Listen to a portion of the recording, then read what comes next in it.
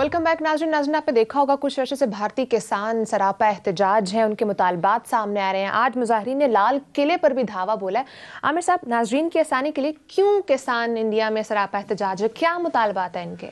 ये जी तहरीक तो जो थी ये किसानों की शुरू हुई। किसान भी जो हैं ये दिल्ली के इर्द गिर्द जो सूबे हैं, पंजाब, हरियाणा, राजस्थान, इनमें ख़ास तौर पे बेसिकली कॉरपोरेट फार्मिंग का जो एक वो करना चाह रहे थे, जिसके अंदर वो जो इंडिया के अंदर सब्सिडी दी जाती है और सब्सिडी ख़त्म करके इसको कहने को वो रिफॉर्म कर रहे थे। मगर वहाँ पे जो छोटा किसान रह गया ख़ास तौर पे वो समझता है कि इससे बड़ा हमें सब्सिडीज़ ख़त्म करने से और कॉरपोरेशंस के हवाले हमें करने से, जो है मंडियाँ ख़त्म करने से जो है ना, हमें बड़ा नुकसान है कि ये बड़े बड़े मगरमच्छ आ जाएंगे और ये हमें खा जाएंगे।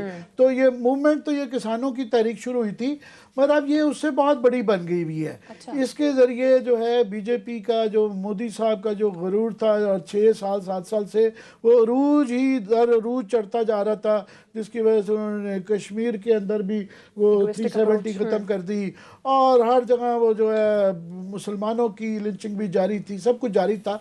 तो ये पहला झटका उनको किसानों ने लिया है। मगर किसानों ने काफ़ी सारी और चीज़ें भी खड़ी कर दी हैं। ख़ास तौर पे आज जो है ना, आज की सिंबॉलिक इम्पोर्टेंस बड़ी ज़्यादा कि आज इंडिया का रिपब्लिक डे है और रिपब्लिक डे के दिन वो इंडियन रिपब्लिक ने अपनी वो बड़ी सी परेड करनी होती है और पूरी माइट ऑफ इंडिया और स्पेशली मिलिट्री की जो सारी वो चलती है, परेड चलती है, उसके ऊपर बड़ा फोकस होता है। एंड उस दिन उन्होंने दिल्ली पे किसानों की मूवमेंट ने खासतौर पे पंजाब, हरियाणा, राजस्थान से जो है वो धावा बोल दिया, ट्रैक्टर लेके वो शहर में पहुंच गए। ना सिर्फ वो, और आखिर में जो उन्होंने किया कि उन्होंने लाल किले के ऊपर जो है अपना खालसा का झंडा, खालसा का झंडा और खालिस्तानी झंडा भी वो लहरा दिया।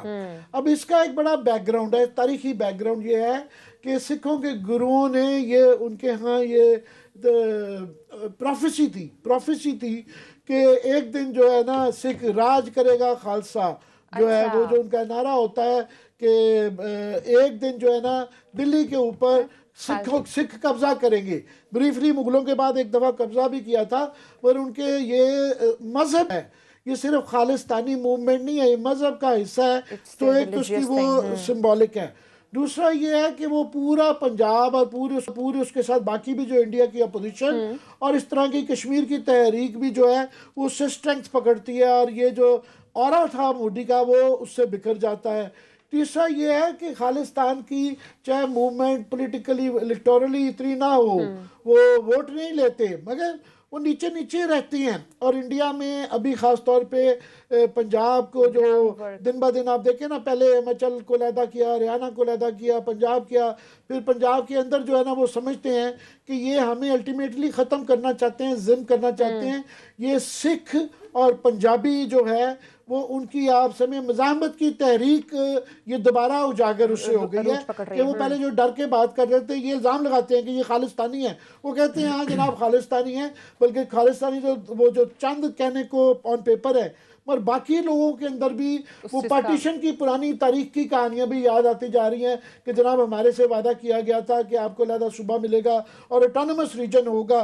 तो पंजाब का प्रॉब्लम ऑफ पंजाब याद रहे कि हिंदुस्तान में बाकी बेताशा अलहदगी थी तंजीमें हैं, पंजाब से वो बहुत ज़्यादा खौफजदा हैं क्योंकि सिख जो है 1984 का भी वाक़या हो चुका हुआ है, वो डरते भी हैं। दूसरा, इसी रीजन से हरियाणा, पंजाब, राजस्थान से फ़ौज का, एक इंडियन फ़ौज का बहुत बड़ा तबका जो है वो इस इलाके से आता है। तो उनको आसान भी नहीं है कि उनको गद्दार वतन करार दे देना।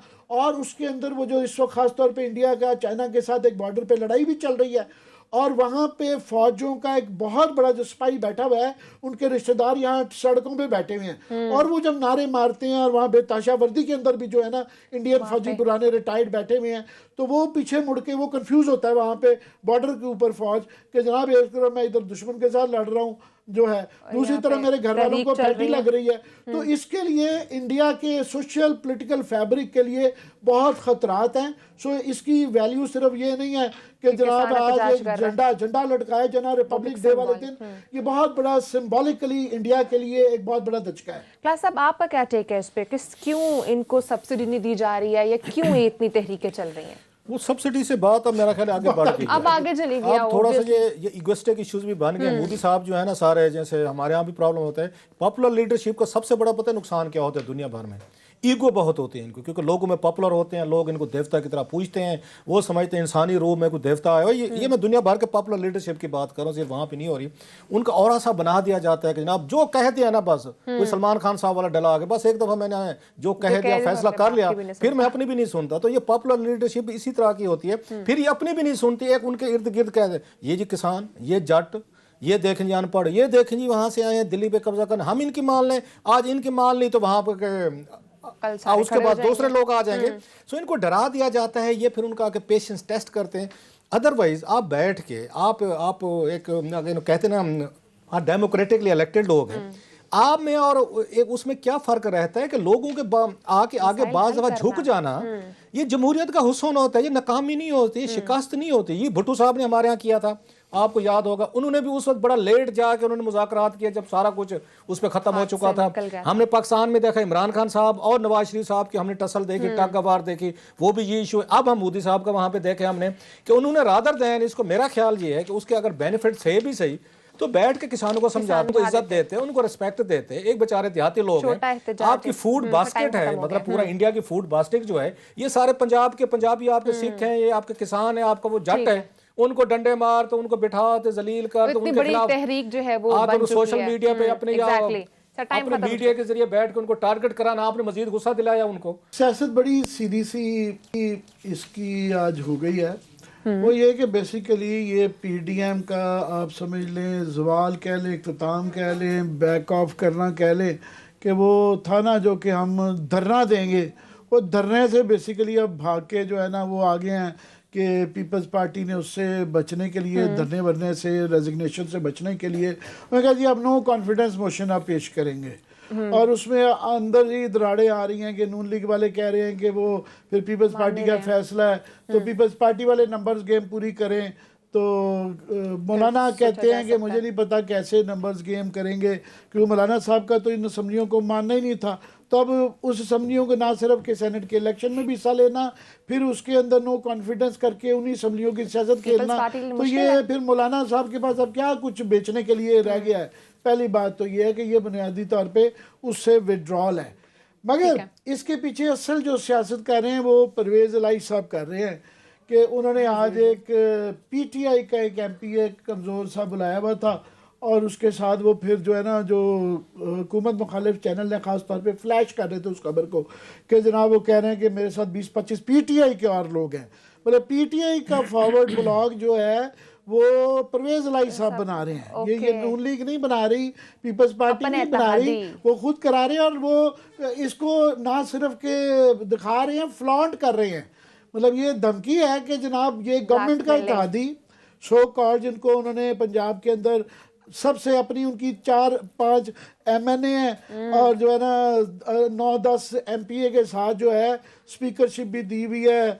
बिशारत साहब भी जो लॉ मिनिस्ट्री भी उनके पास है, उनके पास एनवायरनमेंट भी है, अपने हिस्से से जुस्से से बहुत ज़्यादा उनको मिली हुई है। मगर वो ये कह रहे हैं कि हम फॉरवर्ड ब्लॉक बना रहे हैं। तो उससे जो ये सारी थी पीपल्स पार्टी का ये क्लेम कि हम पंजाब में और यहाँ पे नो कॉन्फिडेंस बनाएंगे, इसके अंदर कोई जान नहीं है। ये गीदड़ भपकी जिसे कहते हैं ना, गीदड़ भपकी है। बट सडनली परवेज़ इलाही के उसके बाद से ना लोग चेमगोइयाँ करने लगे, मेरा ख्याल है कुछ साजिश हो रही है।